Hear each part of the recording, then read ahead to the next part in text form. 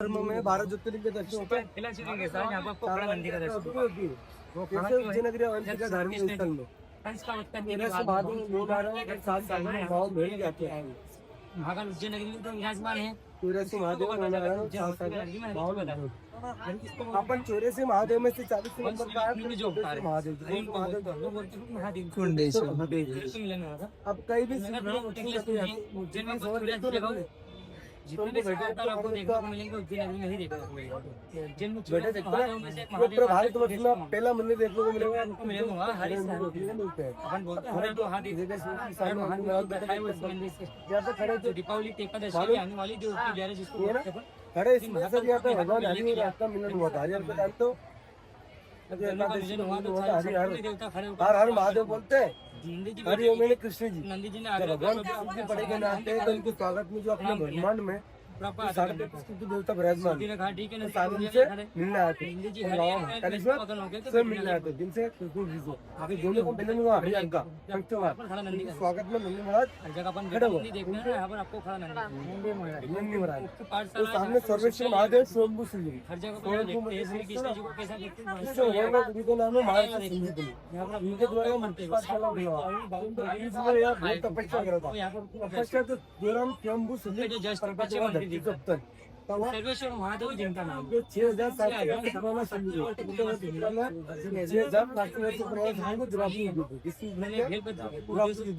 अब कहीं भी स्विमिंग पूल दर्शन करते हो तो स्विमिंग पे क्या देखते हो? शेषनाग देखते हो। हालांकि देखते स्टूलों में इससे कोई ज्यादा स्वयं जलाधरी गले की आग अलग से लगाया स्वयं प्रकट हुआ है। स्वयं प्रकट अब कहीं भी कृष्ण के मंदिर जाते हैं कृष्ण भगवान के आपको बेटे देखने को मिलेगा। बेटा चले तो कृष्ण भगवान रखे हुए द्वारा हर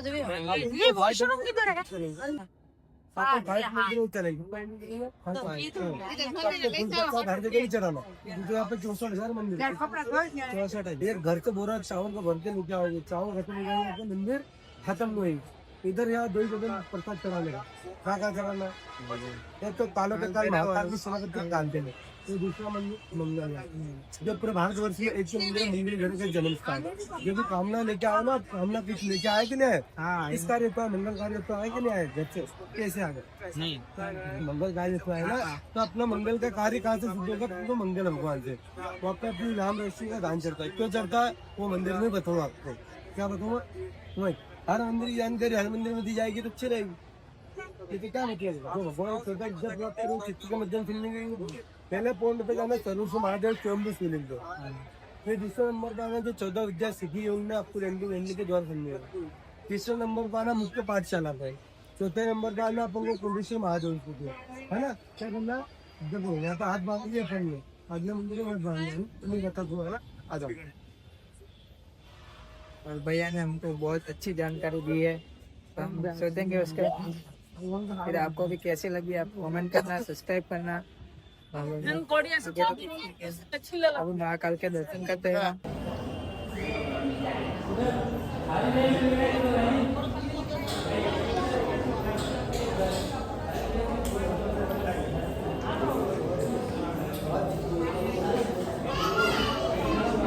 આવી ગયા છે જ્યાં મંગલ ગ્રહનું જન્મસ્થાન છે અને ત્યાં અરે યાર 50 રૂપિયાનું નુકસાન થઈ ગયું। બધા 10 મૂક્યા અમે 50 મૂકીને આવી ગયા। એનો કંઈ વાંધો નથી પણ ટુકડે ઘણા બધા જતા રહે છે કેમ કે ખબર નથી પડતી એવી રીતના જાય છે।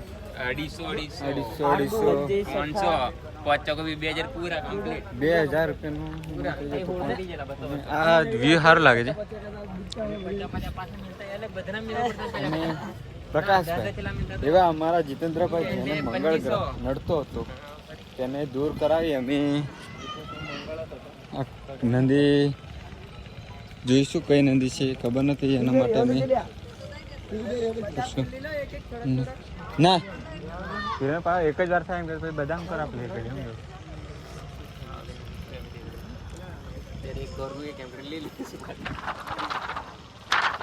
તૈલા કોણે કે આ શું છે દેખો, મંગળ ગ્રહ, બીજું તો કંઈક કંકુ છે અને દાન હતું એ અંદર લઈ લીધું. સંપૂર્ણ શ્રી મંગલ યંત્રમ, કુબેર યંત્રમ સિલેક્શન ઘણું બધું છે. પ્રકાશભાઈ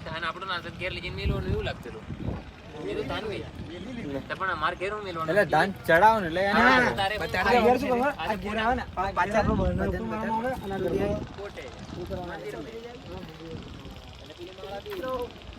તો મિત્રો આપણે આ ગયા છે મંગલ ગ્રહનો જે જન્મ થયો છે ત્યાં, અને ત્યાંની માહિતી આપણને આપશે દેવેન્દ્રભાઈ બારિયા. તમારી જે મંગલ કામનાઓ જે પૂરી નથી થતી, તમે અહીંયા આવીને દર્શન કરો છો, તમે ધ્યાન ચડાવો છો, આ લોકોને એવું કહેવું છે કે મંગલ ગ્રહ તમારા પર પ્રસન્ન થશે, તમારા અટકાયેલા કામ પૂરા થવાના શરૂ થઈ જશે. તો આવો વિઝિટ કરો, બહુ સારું સ્થળ છે. હા, થોડુંક ધર્મના નામ પર અહીંયા લૂંટવાનું કામ થાય છે, જો મારે કહેવું ના જોઈએ આ તો, પણ આ તમે આપણા પોતાના પરિવારના છો તો કહી દેવું સારું. તો પ્રોપર ગાઈડન્સ તમને મળી ગયું છે. બસ હવે બીજી કોઈક જગ્યાએ જઈશું તો પાછું આગળનો, અને દરેક મસ્ત બેઠા છે તો ફોટો બોટો પાડી લે. હા, તો અમારે એવો ટીચરે ગાઈડન્સ કરે યાર. ચાલો હવે પછી ગાડીઓ. તો મિત્રો આપણે આવી ગયા છે કાલભૈરવ મંદિર. હવે દર્શન કરવાના છીએ. અહીંયા એવું માનવું છે કે દારૂ જો કાલભૈરવને પીવડાવીએ તો આપણે શું કહેવાય, प्रसन्न થાય ભગવાન. प्रसाद के रूप में इधर दारू का भोग लगाना पड़ता है. तो એમાં હવે તમને મંદિર બતાડીશું. વિડીયો કન્ટિન્યુ આગળ ચાલુ રાખીશું. મંદિર જો દર્શન કરજો તો મજા આવે તો સબસ્ક્રાઈબ પણ કરતા જજો, લાઈક કરતા જજો.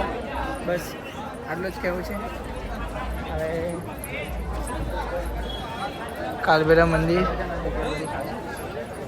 આજે ચિરાગભાઈ, હવે અમારા મિત્રો છે, અમે કુલ 8 જણ આવેલા છે, જે 5 ગયેલા છે.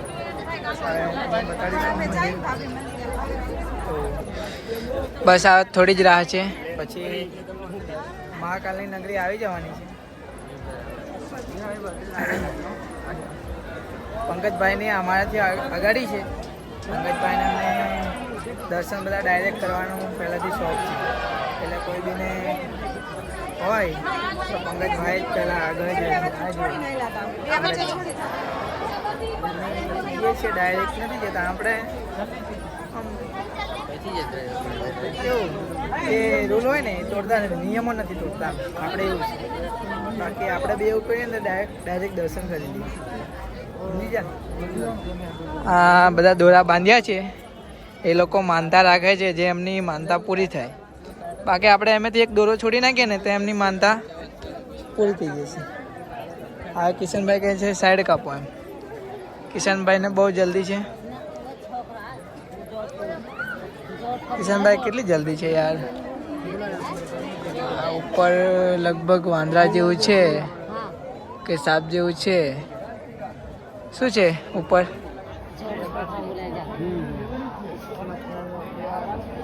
ઉપર કંઈક છે, તમને જોવાય તો જુઓ, બાકી કશું નથી.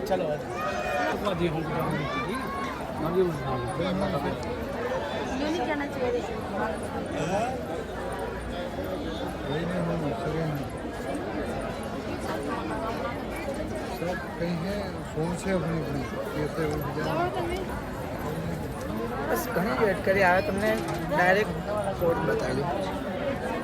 મહાકાલ જોઈ લો. અમે આપણે તમે પણ દર્શન કરી લો, અમે પણ કરી.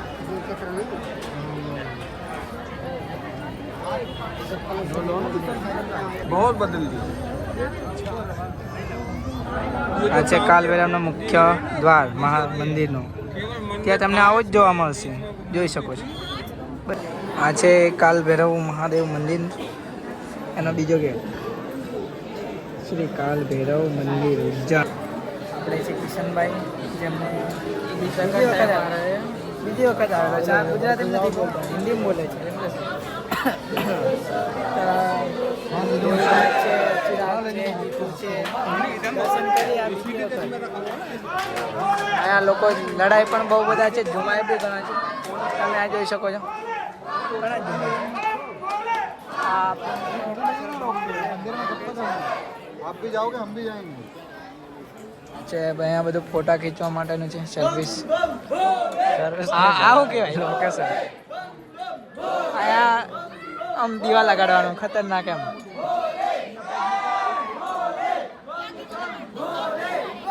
આ છે સતી માતાનું મંદિર, જે આપણે ઉજ્જૈનમાં આવ્યું છે.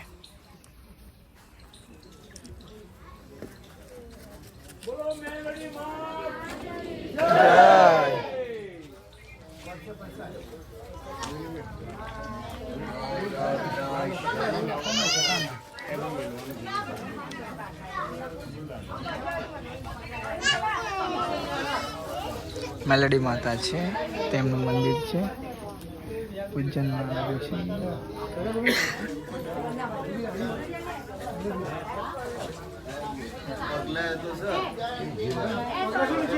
હરસિદ્ધિ માતાનું મંદિર છે મિત્રો, ત્યાં આપણે આવી ગયેલા છે. જ્યાં છે ચિરાગભાઈ છે, યુવરાજભાઈ, નરેન્દ્રભાઈ, બધા લાઈવ લોકેશન છે. કઈથી જવા પડશે?